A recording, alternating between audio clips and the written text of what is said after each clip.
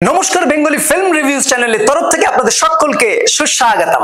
আজ আমরা রিভিউ করব নন্দিতা রয় এবং শিবপ্রসাদ মুখোপাধ্যায় পরিচালিত রক্তবীজ ছবিটির ট্রেলার নিয়ে। আপনাদের সঙ্গে আমি তন্ময়। একটা থ্রিলিং ট্রেলার যেটা আমাদের 2014 সালের বর্ধমান ব্লাস্টের কথা মনে করায়। দুষ্কৃতীদের আতুর ঘর থেকে খুব কাছাকাছি দুর্গাপুজোর শুভ মুহূর্তের একটি দিন কাটাচ্ছিলেন প্রেসিডেন্ট প্রণব মুখার্জি তার গ্রামের বাড়িতে। পরিষ্কার এই বিষয়টিকেই তুলে ধরেছে নন্দিতা রায় এবং শিবপ্রসাদ মুখোপাধ্যায় তার পুজোয় মুক্তি পেতে চলা ছবি রক্তবীজের ট্রেলারটিতে। এবার যদি এই ছবির গল্পটা অল্প করে বলতে যাই, তাহলে সেখানে দেখতে পাই একটা বল যেমন রোলার কোস্টারের উপর দিয়ে ক্রমাগত ওঠা নামার মধ্যে দিয়ে এগিয়ে চলে, তেমনি রহস্য এবং মজার ক্রমাগত ওঠা পড়ার মধ্যে দিয়ে কিন্তু এগিয়েছে এই ছবিটা। অন্তত অ্যাকর্ডিং টু দ্য ট্রেলার আমরা তাই বুঝতে পারি। ট্রেলারটি শুরু হয়েছে বীরেন্দ্র কিশোর ভদ্রের দরাজ কণ্ঠে, যা মহালয়ার শক্তিময়ী বার্তার একটা প্রতিচ্ছবি হয়ে আসে আমাদের কাছে এবং জানায় শক্তিময় চিরসত্য,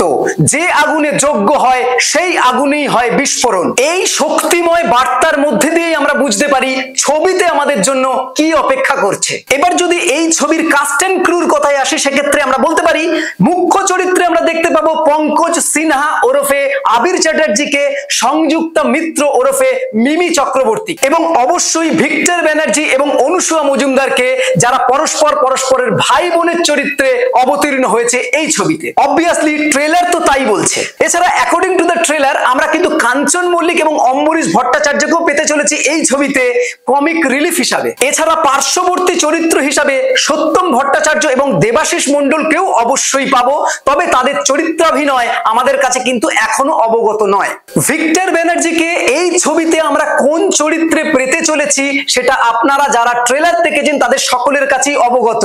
এছাড়া ট্রেলারে যেভাবে রাষ্ট্রপতি ভবনটাকে দেখানো হয়েছে এবং যেভাবে তার লুক দেওয়া হয়েছে, অর্থাৎ ভিক্টর ব্যানার্জির লুক যেভাবে দেওয়া হয়েছে, তাতে প্রেসিডেন্ট প্রণব মুখার্জির কথাই কিন্তু আমাদের মনে করায়। তাছাড়া ভিক্টর ব্যানার্জির মুখে সেই অনবদ্য ডায়লগ, যুদ্ধ যেখানে ন্যায় অন্যায়ের সেখানে ক্ষমা আর পরম ধর্ম থাকে না, এটা পুরো ছবির যেন একটা প্রাণ কেন্দ্র হয়ে উঠেছে। তাছাড়া অনেকদিন বাদে যেভাবে ভিক্টর ব্যানার্জিকে আমরা পেতে চলেছি বড় পর্দায়, তাতে সকলের কাছে ছবি দেখার যে আকর্ষণ সেটা কিন্তু অনেকটাই বেড়ে উঠেছে। বিশেষ করে আমার কাছে তো বেড়ে উঠেছেই, আপনাদের কাছেও নিশ্চয়ই উঠেছে। আপনারা সকলেই জানেন যে সামনেই দুর্গাপুজো, আর এই দুর্গাপুজো উপলক্ষে 19শে অক্টোবর মুক্তি পেতে চলেছে রক্তবীজ ছবিটি প্রেক্ষাগৃহে। এই ট্রেলারের আরেকটি আকর্ষণীয় বিষয় হলো শক্তি রূপিণী দুর্গা মায়ের পুজোর যে বিভিন্ন রিচুয়ালস, সেই রিচুয়ালস গুলো কিন্তু প্রসঙ্গক্রমে বিভিন্ন জায়গায় উঠে এসেছে ছবির মধ্যে।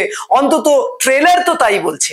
অবশ্যই ব্যাকগ্রাউন্ড মিউজিকের কথা উল্লেখ করতেই হবে, কারণ এই ছবিতে ব্যাকগ্রাউন্ড মিউজিককে যেভাবে তৈরি করা হয়েছে এবং যেভাবে তার ইউজ করা হয়েছে, তাতে রহস্যের যে ব্যাপারটা সেটা অনেক গুণে বাড়িয়ে তুলেছে। এছাড়া ট্রেলার অনুযায়ী এই ছবির মধ্যে গানের ব্যবহার যেভাবে করা হয়েছে, পুরো ছবিটাকে যেন এই গানগুলি একটা অন্য মাত্রা দিয়েছে। শুধু তাই নয়, দর্শকদের আকর্ষণের প্রাণ কেন্দ্রই হয়ে উঠেছে যেন এই ছবির গান।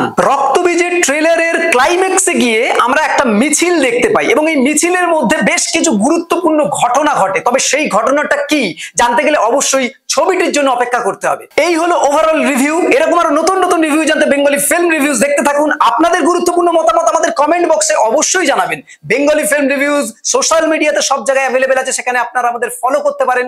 বাংলা সিনেমাকে এগিয়ে রাখুন, বাংলা সিনেমার পাশে থাকুন। Thanks for watching.